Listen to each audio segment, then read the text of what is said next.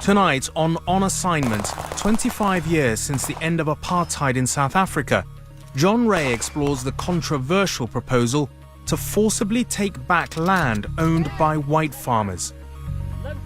Your choices, you think, are to leave the country or perhaps literally to stay and fight? Yes. Kill or be killed? Yes. And that's coming from somebody that doesn't believe in owning a gun. Debbie Edward meets families in South Korea who've been separated from relatives in the north for decades.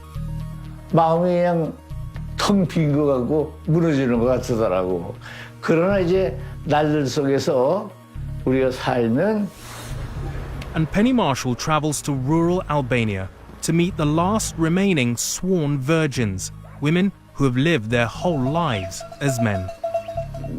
Unë kam jetën e përditshme, po në zemrën, në shpirt, e ndjej veten sikur një burr.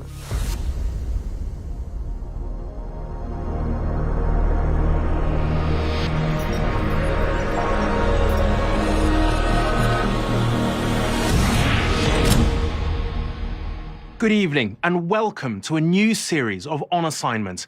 Over the next 5 weeks, we'll be bringing you stories from across the world with ITV's top correspondents, and we start in South Africa. More than 25 years since the end of apartheid, the country is still wrestling with its racial legacy. Vast swathes of farmland are still owned by the white minority, and now the government is considering seizing the land and handing it over to the millions of poor black farmers dispossessed generations ago by Boer settlers. ITV's Africa correspondent John Ray travelled across the country, meeting those desperate to get back the land of their ancestors and those who are taking up arms to protect their property. It's been called the beloved country. So rich, so fertile, so people have fought over it for centuries. We lost our land almost like the genocide. And the fight isn't over. People say it's fine, kill a farmer. I mean, that's me. And I haven't done anything to them. The early morning mist is only just clearing. Where a pistol is as much a part of a farmer's life as a tractor or a plough. Tanya Wagner never carried a gun, not until she became a victim of a rural crime wave that's racially and politically charged. A few years back, you wouldn't have noticed it. You knew there was a high crime rate and you knew what was going on in the country, but now it's different. When you leave home, you can feel the animosity. It's like if you walk down a street, you can feel it's like your skin color depicts who you are, not your soul.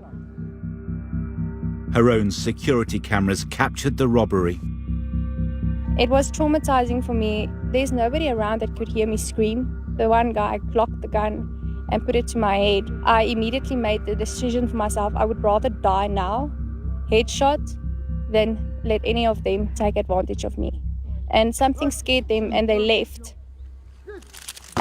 In this highly emotive atmosphere, the South African government is pursuing a change to the constitution to allow the seizure of land, often owned by the white minority, to give to the black majority. And here, it is stirring fundamental fears.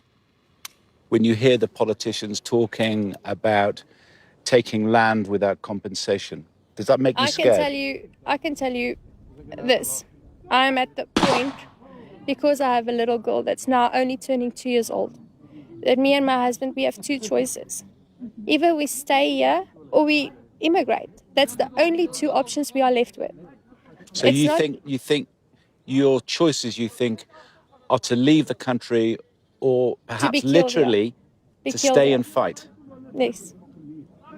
Kill or be killed? Yes. And that's coming from somebody that doesn't believe in owning a gun.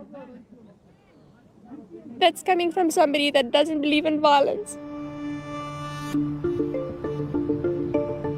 But this country looks less beloved, and the argument's very different from South Africa's black townships. Overcrowded and increasingly angry. In a derelict factory, a building that should be condemned, there are instead people condemned to live in squalor.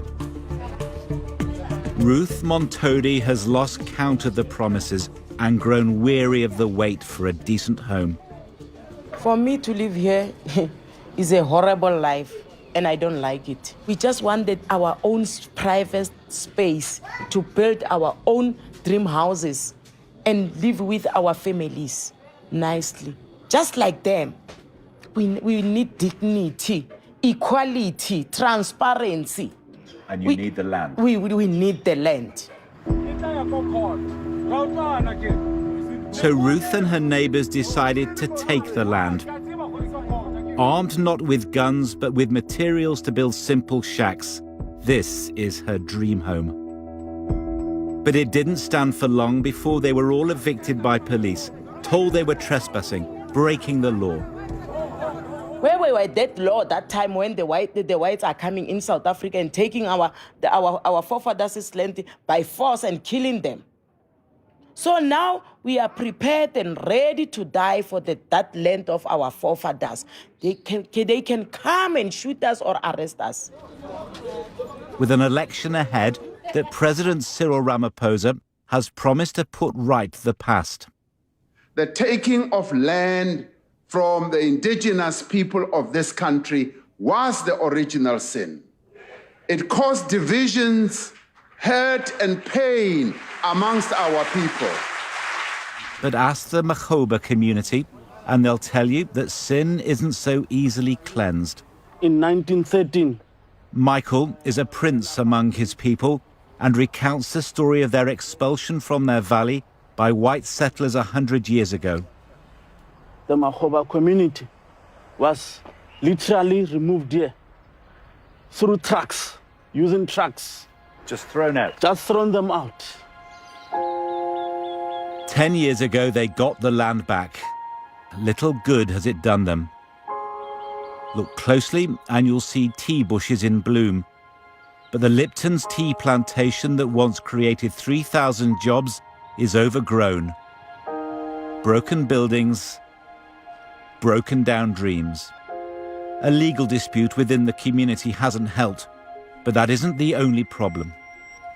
Most of our people, they are farm laborers, but they're not technical. Therefore, it's a challenge in terms of expertise. We do not have enough expertise. We do not have enough financial resources to make sure that we redevelop the estate the way the market is demanding it to be. Where land has been returned to its original owners, farm failure has followed farm failure. Inequality is carved deep into the landscape and the people. It is indeed a slice of paradise, but this is a troubled land, and no issue better defines its agonizing past, nor is more likely to decide its future. So not for the first time, South Africans will need to find a way to work together, or risk this country falling apart. And at the foot of the imposing northern Drakensberg Mountains, a small portion of hope. I think the crop's nice, you see. Here, the Moloteli community have won back their land. Now black and white work together. Yeah. Ezekiel's people own the soil, neighbouring farmer Peter supplies the expertise, and they share the spoils. You stand together or you fall apart. At the end, we'll fall together as well, you know. We're not going to fight. We must get this. At the end, we want to farm, and at the end, they need people to farm the land as well. You know, we've got certain knowledge which they don't have, and wherever we end up, we'll sit around the table and get to a solution and make it work. But the Moloteli people have lodged a further claim, this time on Peter's own land. Is this going to end in conflict, do you think? Or do you think you can find a way of working permanently together? Yeah, it all depends. There are no permanent enemies, and then in life there's also divorce. It all depends on what will be the benefit of keeping the relationship. Our relationship really is a healthy one. That we are working together, not for us, but for the future generation. Strange bedfellows, perhaps, but the result is hundreds of jobs for the Molotelli community. Yet South Africa demands much more from its land. It wants fairness too, and that fruit will be the hardest to harvest. The beloved country still cries out for justice. John Ray in South Africa. In an unprecedented turn of events, North Korea's Kim Jong-un recently extended the hand of friendship to his South Korean neighbors, ending decades of bitter stalemate. Thousands of families torn apart during the Korean War will be desperately hoping that this new dawn in diplomatic relations means they will soon be reunited with their loved ones in North Korea. Before the historic summit, Debbie Edward travelled to Seoul in South Korea to speak to divided families and meet defectors from the totalitarian regime in the north, all of them wondering what the future will bring. It has been a turbulent year for the Korean peninsula. 65 years of stalemate, threatened by a nuclearized north.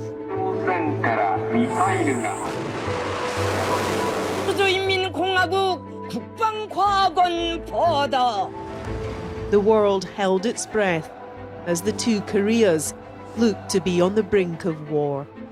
Rocket Man is on a suicide mission for himself. But this year, a diplomatic breakthrough. North and South coming together in sport and political dialogue.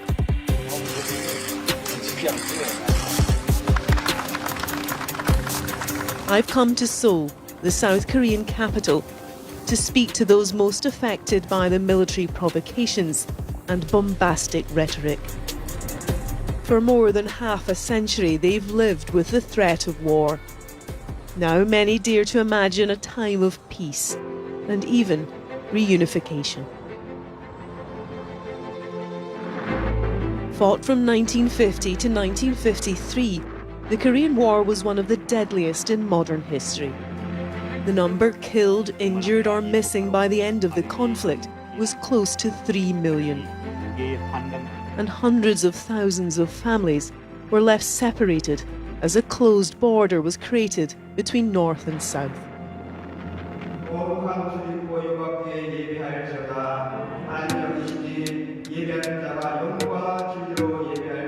Shim Nam-jin hasn't seen or heard from his brother for 68 years after he was abducted by soldiers from the north. 마음이 그냥 텅 빈 것 같고 무너지는 것 같더라고. 그러나 이제 날들 속에서 우리가 살면 만남이 있지 않겠냐라고 하는 꿈, 비전, 희망, 소망. 이거 가지고 하루하루 사는 것이 벌써 65년이라고 하는 세월이 흘러간 거예요. 예. He has always believed his brother is still alive, but last year, out of the blue, an official from North Korea told him his brother is living in Pyongyang, and his prayers for a reunion could soon be answered. The two Koreas have announced a day of reunion could take place this summer. What would be the first thing that you would say to your brother if you do get to meet him? 눈물부터 날 것이고 올싸할 것이고 형님 보고 싶었습니다. 이렇게 나오면서 어떻게 살 수 있는지는 그 이후에 이제 하나하나 또 풀어나가야 되겠지. 결혼. It is rare for the North to give permission for these meetings. The last was in 2015. Relatives get just 2 hours of private time with their loved ones, and the event is heavily monitored and controlled. Families are chosen randomly by ballot, and if it doesn't happen this year, Namjoon fears it's a day he may not live to experience. Every year there are North Korean families who risk their lives to escape into South Korea. Only 192 made it last year, compared to around 600 the previous year. Most of those coming recently have been women, given priority by the husbands and fathers they left behind. With the guarantee of anonymity, we spoke to one mother and daughter who arrived in 2016. My husband said, "Don't worry about me. Go safely and take care of yourselves. I will follow you. Don't worry." My father saw us crossing the river. I feared being caught more than I feared losing my life. They told me that under Kim Jong-un, life was getting worse. Even things like makeup are forbidden and listening to music. I felt like the country was limiting our freedom. If you say a wrong word, you are sent to a work camp. And is your future now here in South Korea? Would you ever go back to the north? If it comes to reunification, of course, I want to go to North Korea. My friends are there, and it's my home. On the streets of Seoul, they've started tentatively talking about peace and unification. It no longer feels like such a distant prospect, but it is one that could expose the divisions and differences which have grown between the people on the two halves of this peninsula. For North Koreans, adapting to life in a free, modern society can be difficult. For children, even more so as they enter a demanding school system where they often face discrimination. The Hankyori boarding school is funded by the South Korean government exclusively for pupils from the north. Sunjae was just 1 year old when his family fled. He struggled to settle at what he describes as a normal school. 기존에 다니던 학교에서 제가 열심히 하지 않고 또 놀기만 하는 모습에 좀 성적이 안 좋게 나왔었는데 같이 먹어야 돼요, 형. I joined him and his friends for lunch in the canteen, and he was keen to show off the English he has been working hard to learn. This is radish kimchi. Radish kimchi? Yes. This mushroom strawberry waffle. A strawberry waffle? Yes. That's the best bit? Yes. Delicious. Delicious. Some of the pupils would prefer to forget their North Korean past, but it is often given away by their physical appearance and their accent. They are frequently undernourished and have bad teeth. It must also be stipulated on some job applications, so the school tries to steer students into careers where they won't face any stigma. Sunjae likes watching the news and has been following recent developments. 가장 큰 거는 통일이지만 통일이 힘들 수도 있으면은 그래도 남한하고 북한이 서로 이동할 수 있는 그렇게 되었으면 좋겠습니다. But not everyone is being seduced by the promise of peace. These students on the outskirts of Seoul are among those questioning the motives and merits of reunification. They told me they felt things were moving too fast. 그런 면에서는 빨리 온다기보다는 빨리 진행된다기보다는 와서는 안 될 시점에 오는 면도 있는 것 같아요. Many also believe the process is politically motivated. 정말 각 국가가 이 정치적인 상황을 이용해서 갖고자 하는 것을 가지려고 하는 그런 세력의 싸움, 정권의 싸움이라고 생각을 하고 과연 김정은이 세계 앞으로 나갔을 때 미국과 남한으로부터 어떤 경제적인 것들을 얻어갈지 그리고 그 선택이 앞으로 그 다음 세대, 넥스트 제너레이션의 평화를 위해서 하는 정말 발전된 선택이 되지 않을까. 네. After so many years, so many prayers, the Shim family and thousands like them have reason to hope a reunion is now within reach. The North and South have re-established relations, but after a year in which they came so close to conflict, can the Koreas finally get the so-called sunshine policy of peace to last? Debbie Edward in South Korea. For centuries, remote parts of northern Albania have upheld an extraordinary medieval tradition allowing some women to live as men if they took a vow of celibacy. These women, known as sworn virgins, were allowed the privileges and freedoms of a man. Penny Marshall travelled there to meet the handful of sworn virgins that remain. And as she finds out, some took the vow from choice, others to uphold the honour of their family when no male was available to take on that role. Northern Albania is a land of myths and mountains, a place where change comes slowly and secrets are guarded closely. And in these hills live Albania's few remaining sworn virgins, women who live their whole lives entirely as men. I'm here to try and find them, to capture this dying medieval tradition. My quest starts in the capital Tirana, where modern women walk the busy streets with confidence. Nice to see you. I'm meeting a guide, Agim, who will take me to the mountains where society is still dominated and led by men. As we set out, he explained to me the reason women originally chose or were forced to become burnesha, or sworn virgin. We're setting off on a journey to try and find some living sworn virgins. Are there any left here in these mountains? Nga 100 ose 110 që ka pas ditëveri, mund të jenë afërsisht 20. Domethënë numri ka rënë në mënyrë drastike numri I tyre. It's a unique phenomenon in the world. Why do you think it was allowed to happen?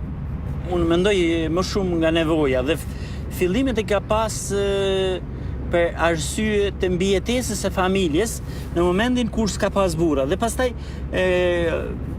janë kriju disa motive, domethënë motivi I gjakmarrjes, motivi ekonomik, motivi I kur ka dash vetë femra që të bëhej burnesh, pra janë 3-4 motive.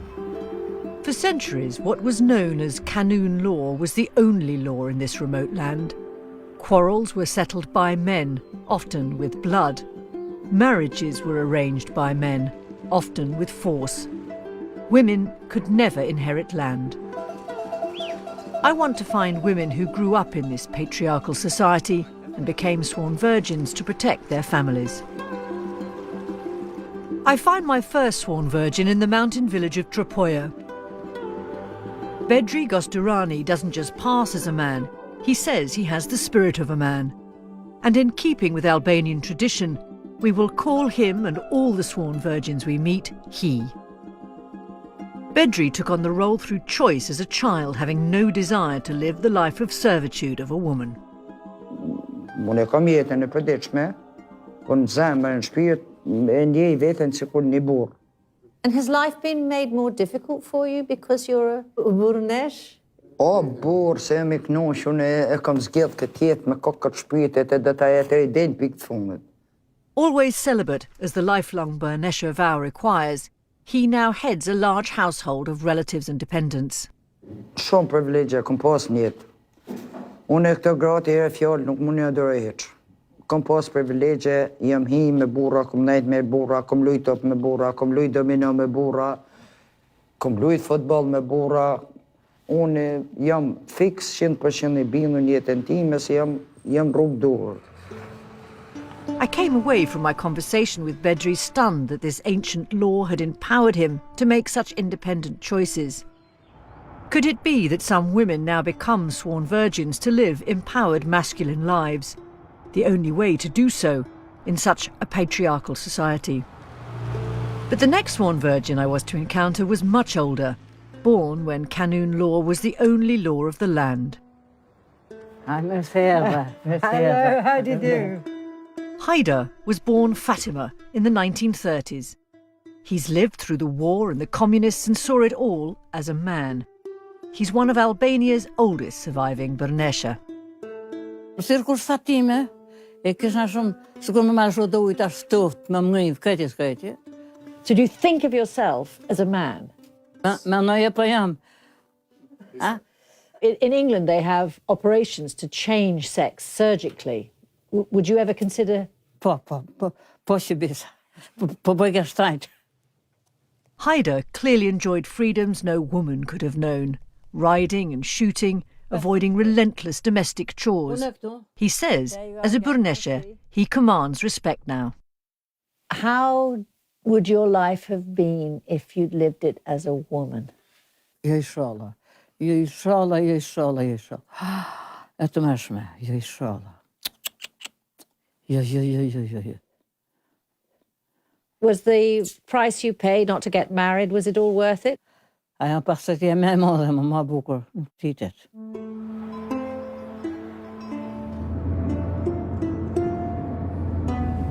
The women I've met so far have all chosen to live as men following this ancient Albanian tradition.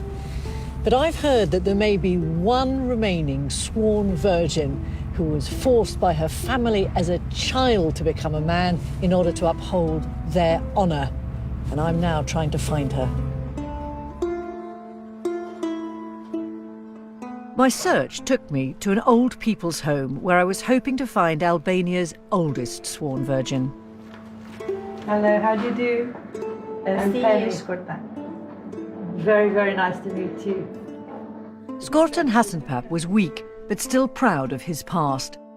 Born a girl, his parents made him take the vow of the sworn virgin when they lost their last male heir. He was only 7, and now close to 90, he told me through a nurse that it hadn't been a sacrifice, but an honour. Does she think of herself now as a man or a woman? Shkurtan tash mendon për veten si mashkull apo si femër? Jo, si mashkull. Like a man. Always like a man. I have obligation like a man.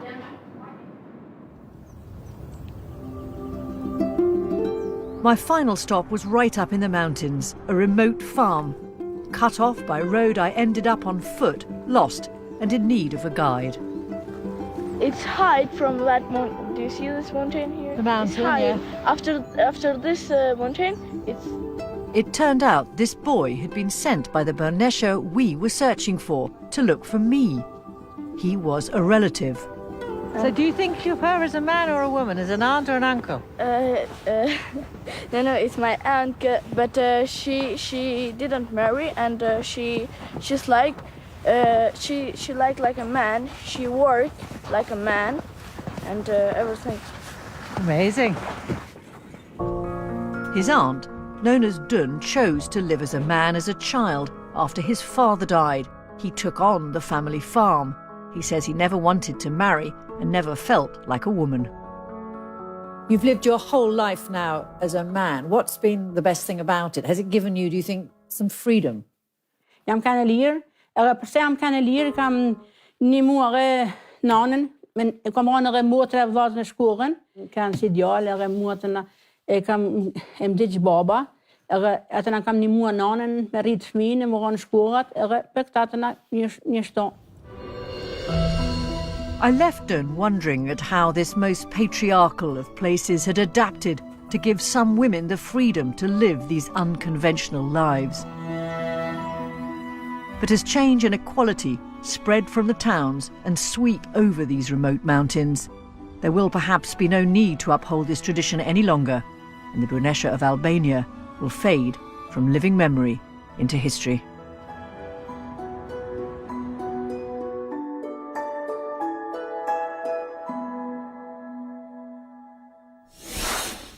Penny Marshall in Albania. That's it for tonight, but do join us next week on Monday when I visit Israel on its 70th anniversary, where I meet young Israelis taking the controversial step of refusing to do their national service.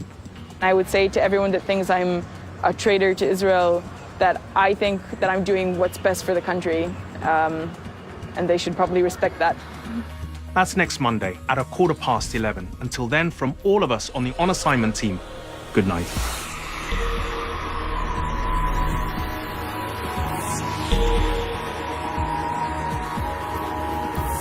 Yeah.